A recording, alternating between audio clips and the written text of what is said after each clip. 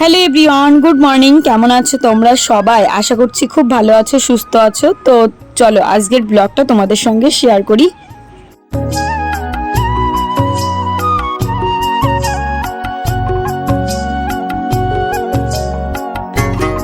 আজকে মুগ ডাল রান্না করব, তাই জন্য কিন্তু মুগ ডালকে ভেজে নিচ্ছি। আর তোমাদের সঙ্গে একটা গুরুত্বপূর্ণ কথা বলবো, যেটা না বললেই নয়।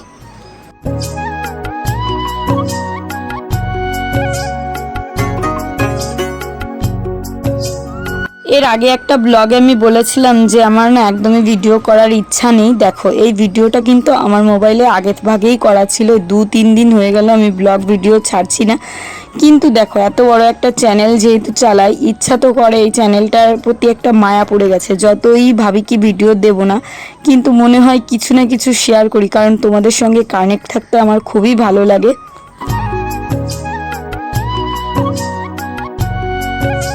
কিন্তু ভাবি যে ভিডিও না দিয়েই বা কী করব, একটু তো তোমাদের সঙ্গে টাইমটা পাস হয়। মনে হয় কি যে আমার একটা আলাদা জগৎ আছে, আমার অনেক বন্ধু বান্ধবরা আছে যারা আমার কথা ভাবে, আমার খেয়াল রাখে, তেমন একটা ফিল করি। যদিও আমার খুব একটা ভিউজ হয় না, তারপরেও যেটুকু হয়, 100টা ভিউজের ভিতর 10 জন যদিও আমাকে ভালোবাসে, সেটা তো হয়। 100 জনে 10 জন ভালোবাসা, এটা মনে করি একটা বিশাল বড় পাওয়া।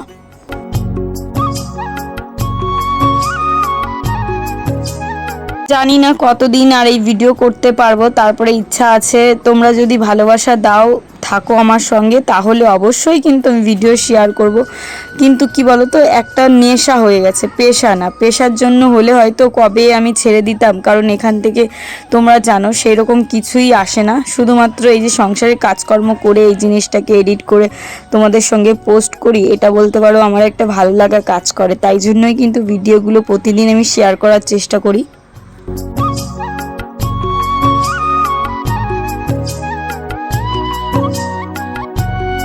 কিন্তু এই যে 2 দিন প্রায় হয়ে গেল আমি ব্লগ ভিডিও দিচ্ছি না, কারণ মন মানসিকতা একটু ভালো নেই, অনেকটা সমস্যার ভিতর আছি, যেটা তোমাদের সঙ্গে চাইলেও বলতে পারছি না। কারণ কিছু কিছু মানুষ আছে, দেখবে সমস্যা ক্রিয়েট করে ভিডিওর ভিতর দিয়ে ভিউজ কামায়, কিন্তু আমার না সেরকম হয় না।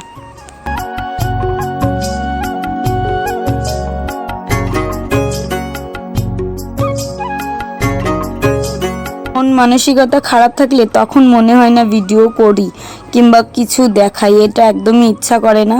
তারপরেও কিন্তু ভাবলাম যে এখন একটু মানসিক দিক দিয়ে একটু ভালো আছি দেখে তোমাদের সঙ্গে এই ভিডিওটা আজকে এডিট করতে বসেছি, দেখি আজকে পোস্ট করতে পারি কি না।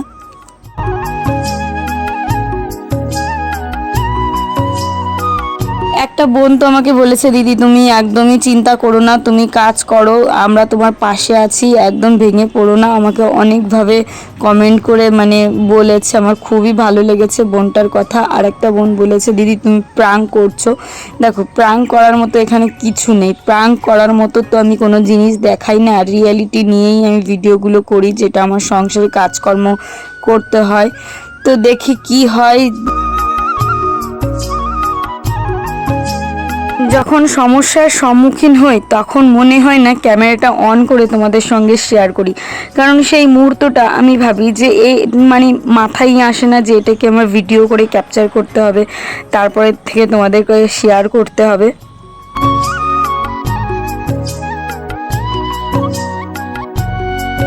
এই ব্লগটা করেছিলাম রবিবারের দিন, কারণ আমরা রবিবারের দিন সাধারণত নিরামিষ খাই না, কিন্তু আমি ভাবলাম যে শিবের মাথায় জল ঢালতে যাব গাড়াপোতা মন্দিরে, তাই জন্য কিন্তু আগে ভাগেই নিরামিষ খাওয়া শুরু করেছি। পরের দিন উপোস থাকবো, শ্রাবণ মাসের প্রথম সোমবার যেহেতু, মনে খুব আশা নিয়ে কাজটা শুরু করেছিলাম, জানো তো।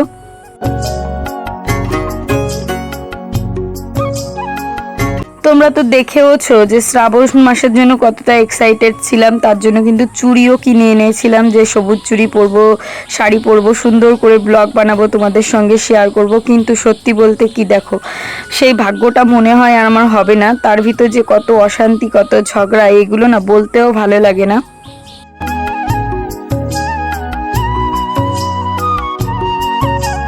তাই আর বলছি না, যদি কোনো দিন মনে হয় যে এটা বলা ঠিক হবে সেদিনই বলবো। আর কিছু সংসারে দেখবে ঝগড়া অশান্তি থাকে, সেটা নিয়ে বলে লাভ নেই।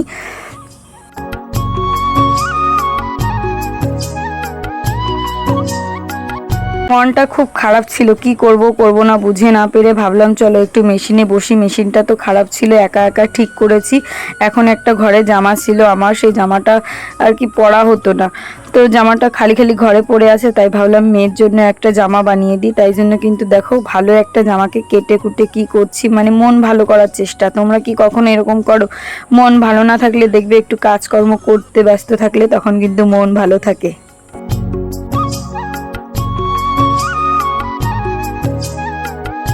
তো জামাটাকে নিয়ে দেখো সুন্দর করে কেটে নিলাম। এখন এই জামাটা তৈরি করব। মেশিনটার অবস্থাও খুব খারাপ ছিল, তো ঠিকঠাক করলাম। আর এই যে এই জামাটা বানিয়েছি আমার মেয়ের জন্য, ও বাড়িতে নেই, বাড়িতে আসলে আর কি ওকে আর কি পরাবো। আর আজকে আমাদের এইখানে দেখো পাতা টাতা কুড়িয়ে সব কিছু পরিষ্কার করে আমি কিন্তু এখানে আগুন ধরিয়ে দিয়েছি, কারণ এইটার জন্য প্রচণ্ড পরিমাণে মশা হয়। এমনিই বাগান বাড়ি, বুঝতেই পারছো চারিদিকে বাগান।